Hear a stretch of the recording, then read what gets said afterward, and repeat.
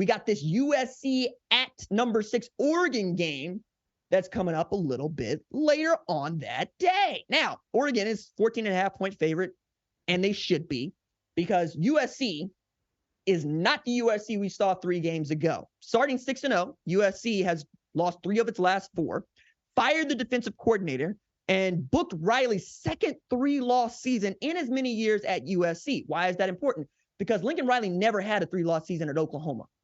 That's how much more difficult it has been for him to coach at USC, even knowing he's got the Heisman winner at quarterback and generational talent, not just a quarterback, but all over that offense, right? Deuce Robinson is just finding himself. Zach Branch has been that guy. Taj Washington is probably their most talented wide receiver. Mario Williams is out there. Like, you could see the offense, and it does what it needs to do. They're going to put up 40. As a matter of fact, they put up at least 40 in 8 out of 9 games. It's about, can Brian Odom and Sean Nua do something that Alex Grinch couldn't, which is get that defense to play outstanding scoring defense. Stop people from getting into your end zone so that the offense can go do what it does and do it well. The problem with that is Oregon's just as good defensively as they are offensively, and they are scarily efficient offensively. Bo Nix, he beats USC. He wins a Pac-12 championship. He's going to be in New York with an outside shot to win the Heisman Trophy. Meanwhile, on defense, you know, Dan Lanning over there in Tosh LaPoy's grill. Like, the one thing I love about Dan Lanning is that dude ain't in the mercy business, okay?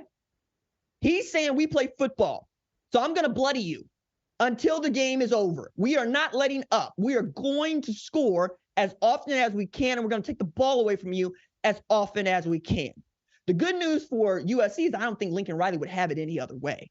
Like, right now, I almost envy USC. I almost envy Lincoln Riley. I almost envy Caleb Williams, because I am never so tenacious and so strong and so full of confidence as when I am expected to lose. I'm expected to lay down. I'm expected to give up. And I want to see if USC got some get back. I want to see what you got off the mat. Because, hey, I talked to Caleb Williams earlier this year. We talked about, who are you? Well, he's the guy that says, if you hate me now, you're going to love me later. He is the guy that loves to quote Kobe Bryant. He is the guy that likes to wear the black hat and doesn't mind as long as his guys want to follow him in the battle. Right now is the time. Right now is the moment. Like, you want to be that dude. And if you are that dude, you got to show some moxie against the Oregon team that absolutely, positively wants to hand you your head, because you are who you are, because you walk around the way you do.